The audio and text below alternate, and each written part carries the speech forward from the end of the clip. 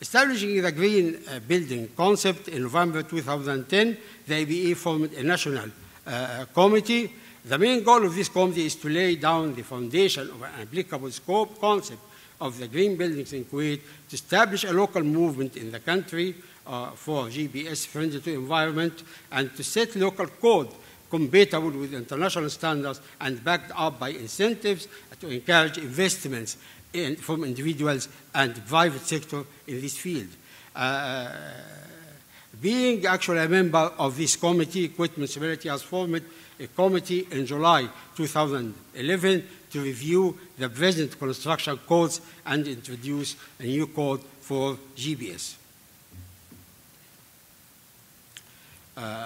Regarding unconventional fuels, actually we have since 2004, we issued, the EBA issued a decree called Decree number 6, and we have taken major steps to ban the use of this fuel. This is a sulfur-rich fuel in industrial installations, including the replacement of this fuel by electricity and or natural gas as a prerequisite for factories violating environmental laws to reach settlement with the EBA, and its replacement with alternative renewable fuels, electricity and or natural gas in all factories in Kuwait in the next 5 years as part of the PBA plan. Using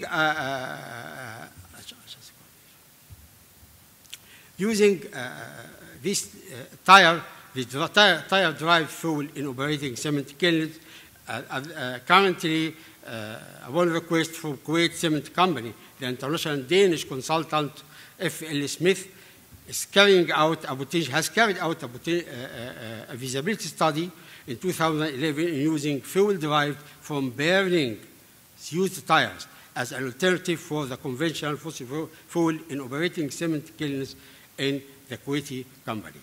The study has indicated the validity of this technology as an alternative to fuel, conventional fuel for cement kilns, and recommended the use of this hot disk in burning the used tires.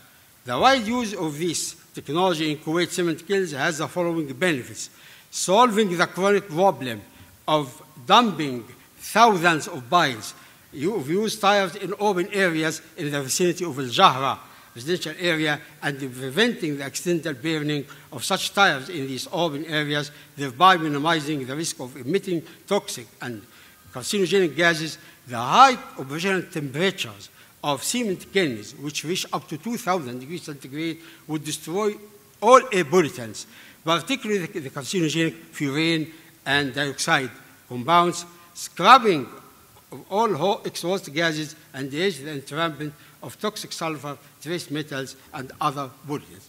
So I have to close my talk at the moment, and if there is any question, please don't hesitate to ask me. Thank you very much. شكرا دكتور سمير. ننتقل إلى المتحدث الثالث والأخير، وكما يقال خيرها بخواتيمها يا أبو علي، الأستاذ الدكتور سامي عبد الله اليعقوب. الدكتور سامي هو مدير مشروع الإدارة البيئية المتكاملة بدولة الكويت المدعوم من برنامج الأمم المتحدة الإنمائي، وعضوا حاليا، وهو عضو حالي في مجلس إدارة الهيئة العامة للبيئة، ومدير مشروع صندوق الالتزام البيئي الممول من البنك الدولي، ويعمل مستشارا بيئيا لدى الحقيقة العديد من المؤسسات. وحاصل الدكتور سامي على شهادة الدكتوراه في الصحة البيئية والصناعة من جامعة ميشيغان قبل استكشاف النفط، قبل يقول لي 1920، قلت ذاك الوقت ماكو شيء حتى يخفي بس عمره يعني، لكن الشيب يفضحه ماكو فايدة. دكتور سامي اليعقوب، the floor is yours, please. بسم الله الرحمن الرحيم. Thank you, Dr. Jassim, but I'll tell you, I'm not that old يعني. 55 is okay, right? I would like to thank the organizing committee for this invitation, and I'm proud to stand right here before you to share some thoughts of some efforts that we tried to exert to put the heads of the regulators and the regulated community together in what we call a partnership effort.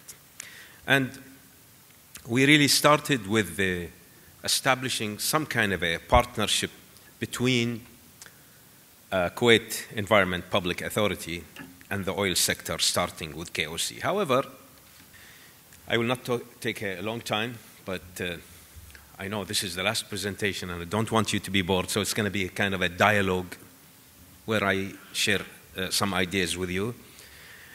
We all hear, and I don't see any people from EPA, but Dr. Samir Masoud, we all hear about الضبطية القضائية, legal control, okay, which gives the Director General of Kuwait Environment Public Authority the capacity of legal control pertaining to the execution of the provisions of law number blah, blah, blah, okay. And then you go here to the said law regulations, okay. If we don't know here, this is a translation, okay. The said law regulations. What's the difference between laws and regulations, okay? Mr. Badr al-Khashti said in their strategy, okay, they would like, okay, to achieve compliance with laws and regulations, okay, which is going to make KPC and the oil sector look good to comply with local and international laws and regulation. Why do we want to comply with laws and regulations? What's the purpose of compliance? To improve environmental quality. So people breathe clean air, right? Drink clean water. And then we will all be healthy. So at the end of the day, we would like to improve the health of a human being, and we would like to improve the ecosystem. Now, I promise you, this is the largest slide. Then I go to the next ones. Okay. What's the current status of the regulatory system in Kuwait? We have to realize that enforcement and whatever الضبطية القضائية, regulatory control, is strictly the responsibility of Kuwait Environment Public Authority. However, the regulatory infrastructure is not existing. What do we mean by regulatory infrastructure not existing? There is articles of the law under Decision 210. We know what's the difference between decision and law, right? قرار والقانون. قانون يصدر مرسوم أميري decree. القرار, okay, it has several articles, environmental articles, that has to be enforced. Even the supporting infrastructure, the technical supporting infrastructure to facilitate compliance of the regulated community with the laws and regulation of the regulators, such facilities and such technical capabilities are not available. What does this mean?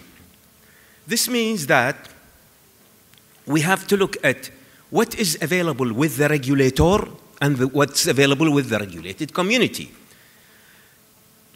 KPC just presented a strategy that stems from management systems. And we know that the oil sector, okay, have management systems. They have strategies where they set goals, okay, and they set activities, okay, and they say we would like to achieve them by that time. Now, what if we integrate this strategy with a country strategy where we all achieve one goal, where we put the heads of the EPA being a regulator with the regulated community through what we call partnership. From yesterday and today you know, most of the speakers have been speaking about partnership between the private and government sectors.